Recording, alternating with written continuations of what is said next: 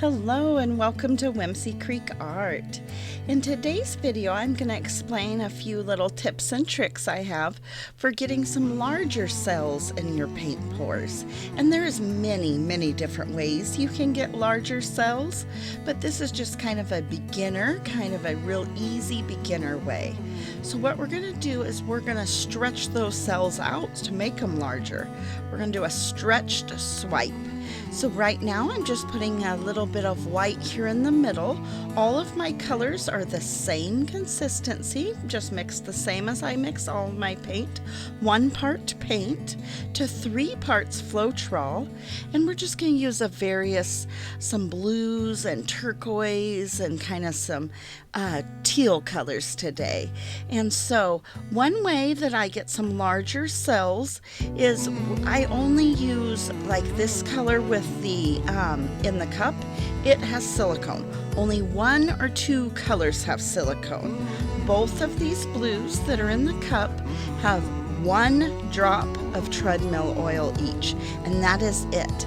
A little bit of silicone goes a long ways. If you overdo it with the silicone, you're going to get a lot of like smaller cells, which can be beautiful. But if you're trying to go for the larger cells, less is way more. Only a couple of colors need silicone.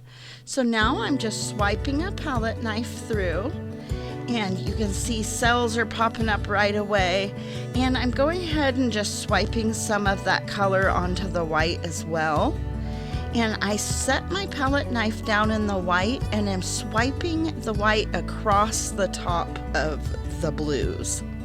And just kind of swiping through a little bit of that excess paint that was already on my palette knife. All right, we already have some gorgeous, somewhat larger cells, but we're going to go ahead and stretch those out. So this is just a real easy beginner way to get the larger cells, but you can have your paint just a little bit thinner than you normally would. And so I've got 1 part paint, 3 parts Floetrol. Only a couple colors have the treadmill oil, 1 drop of treadmill oil. And then I did put maybe half a teaspoon of water to kind of thin those colors down, but only half a teaspoon to a teaspoon of water per about 6 ounces of paint. Not much at all. And that's a great way to get the larger cells. Thin your paint down just slightly and just experiment with thinning it down just a little bit at a time. This is just one of many ways to get those larger cells. So once I had done the swipe, then I just stretched those cells out, and you kind of want to pay attention to the uniformity of the cells. You don't want them too oblong or anything like that. If that's, sometimes you might be looking for that look, but I was wanting them to be kind of somewhat uniform, kind of an abstract water look.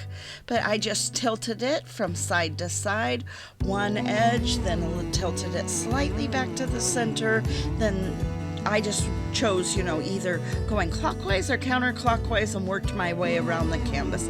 Doesn't matter which way you go, but I just like to go around one way at a time. I hope you enjoyed this video, and please give me a like and subscribe if you choose. And I will be coming out with a few more videos on how to get larger cells, and might as well do a video on how to get the little tiny cells as well. So you never know what look you're looking for. Certain paintings I'm looking for no cells at all. Certain paintings I'm wanting these larger cells. Certain paintings I'm wanting little tiny cells. And then sometimes I also like to get a variety of cells. So thank you for watching, and I hope you have a great day.